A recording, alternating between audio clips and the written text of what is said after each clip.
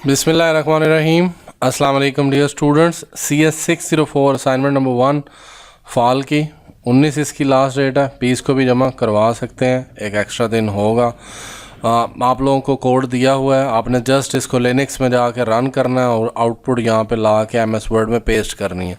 और साथ में you are required to comment each line of code as well as explain the program. तो output साथ में शो करनी है। और ये चीज़ मैं क्यों कह रहा हूँ आउटपुट शो करनी है, और एक तो उन्होंने पेरेंट की वैल्यू मांगी हुई है, दूसरा ये जो CS 604 की आउटपुट आई हुई है उसमें उन्होंने कहा हुआ है मेंशन है, क्योंकि इससे पहले हमेशा मेंशन होता था the solution without screenshot will awarded 0। I think so announcement में भी आ जाएगा कि आपने स्क्रीनशॉट ये GCC में रन करके आपने स्क्रीनशॉट अटैच करना है। तो लिनक्स आपको इंस्टॉल करनी पड़ेगी। और इस CS 604 P की असाइनमेंट भी मैं बनाऊंगा, इसके ऊपर भी होप सो मैं वीडियो भी बनाऊं या पेड तो मैं बनाऊंगा, जो लोग मुझसे रब्ता करेंगे। दोनों के लिए मैंने इसमें बात कर दी है, तो अगर टाइम ना हुआ मेरे से दोबारा बनाने का तो फिर उसके बाद आपने CS 604 P के जो नॉर्मल असाइनमेंट है उसमें हर लाइन को आपने कमेंट करना है कुछ इस तरह। उसके सामने लिखना है कि ये जो हेडर फाइल है वो किसके लिए है, ये किसके लिए है, ये किसके लिए है, ये ग्लोबल वेरिएबल है, ये वेरिएबल डिक्लेयर किया, ये यहाँ से प्रोग्राम का मेन जो एग्जीक्यूशन स्टार्ट होती है, इसमें हम प्रोसेस आईडी स्टोर करते हैं, ये चाइल्ड प्रोसेस के लिए है। यहाँ वो चेक करता है जो कि PID अगर वैल्यू 0 है तो फिर वैल्यू में जो वेरिएबल है उसमें 15 का इंक्रीज़ कर दे। और एल्स इफ में वो PID की वैल्यू चेक करता है, अगर वो ग्रेटर देन 0 है तो वो फिर ये लाइन डिस्प्ले कर दे। और line A print the value of parent process, तो वो शो करेगा ये लाइन। तो हमने इस लाइन का आउटपुट शो करना है। ये एग्ज़िट करने के लिए लाइन लिखी जाती है, ना भी लिखे तो कोई इशू नहीं है। और ये इस तरह आपने कमेंटिंग भी करनी है, स्क्रीनशॉट साथ में लगाना है। और उसके लिए आपको जो है वो पहले तो ये प्रोग्राम कॉपी करना पड़ेगा। कॉपी करके इसको सेव करेंगे। आपने इसको C लैंग्वेज के अंदर सेव करना है। मैं अभी आपको इसको डेस्कटॉप पे ले जाता हूँ। इसके लिए मुझे डेस्कटॉप पे जाना पड़ेगा, Windows+D I think so. Okay, यहाँ पे हम आ गए हैं। मैंने ये प्रोग्राम सेव किया, CS 6.C लैंग्वेज का कोड है। मैंने इसको इस तरह भी किया C++ में भी, लेकिन उन्होंने C मांगा है, C में लिखेंगे। मैंने इसको USB में रख के VM बॉक्स के थ्रू इसको चलाया मैंने। और एकल VM वर्चुअल बॉक्स इंस्टॉल करना है, ये आपके डाउनलोड सेक्शन में होगा। LMS में जाएंगे तो वहाँ से ये इंस्टॉल करना है। लिनक्स डाउनलोड करनी है, 1-2 GB की होगी, वो करके फिर उसको आपने इसको चलाएंगे। तो यहाँ पे आके आपने न्यू पे क्लिक करना है, नेम लिखेंगे, यहाँ पे आपने लिनक्स सेलेक्ट करना है। और यहाँ से आपने वो लिनक्स का जो वर्जन है, जैसे मैं ये Ubuntu यूज़ कर रहा हूँ 64 बिट, तो मैं वो सिलेक्ट करूँगा। और फिर वो मुझसे फ़ाइल का पाथ पूछेगा, क्योंकि मेरी मशीन ऑलरेडी बनी हुई है तो मैं इसलिए और नहीं कर रहा। मैंने जो बनाई हुई है मशीन, यानी इस तरह आपके बन के यहाँ पे आ जाएगी, उसको सेलेक्ट करेंगे और फिर स्टार्ट पे क्लिक कर देंगे। कुछ रैम वगैरह पूछेगा, बस आपने वो एक दफ़ा फ़ाइल लोड कर दी ये Ubuntu की, जिस तरह मेरी ये की हुई है, तो बस फिर ये 1.58 GB की है, तो आपने ये कर देनी है।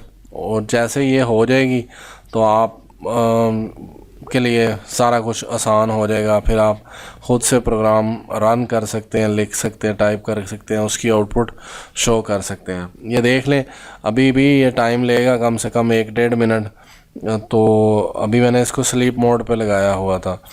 तो यहाँ पे जब लिनक्स रन हो जाएगी, थोड़ा टाइम लेगी, तो इस तरह आपके सामने हो जाएगी। तो विंडो क्रैश करने का ख़तरा होता है, कई दफ़ा आप विंडो पे नई लिनक्स कर देते हैं, आपको वर्चुअल बॉक्स करना होता है, उसके अंदर इसको लोड करना।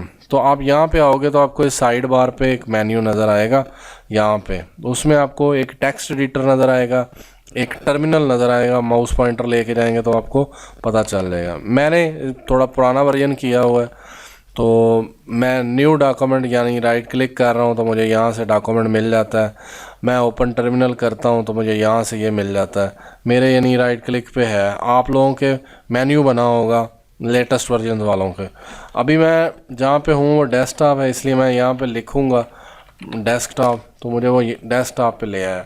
मेरी फाइल्स वहाँ पड़ी हैं CS6.c, उसको रन कंपाइल करने के लिए मैं लिखूँगा GCC जो उन्होंने बोला हुआ है, और क्योंकि वो यहीं पे चल रही है कमांड, और उस फाइल का नाम लिखेंगे जो मैंने यहाँ आके टाइप की है।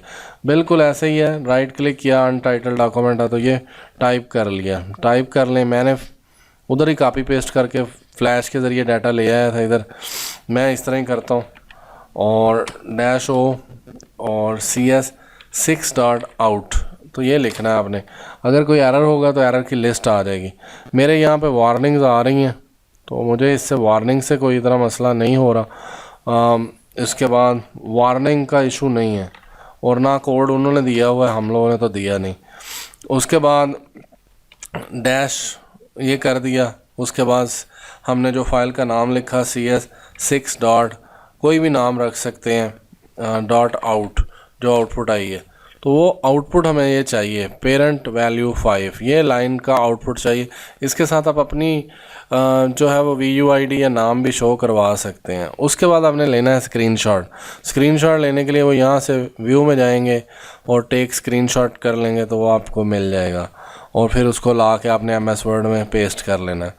और मैंने भी इसी तरह ही करना है, मैंने स्नैपिंग टूल के थ्रू कर लेना है, और फिर यही इसी तरह ही चेंजेस होंगी सेम टू सेम।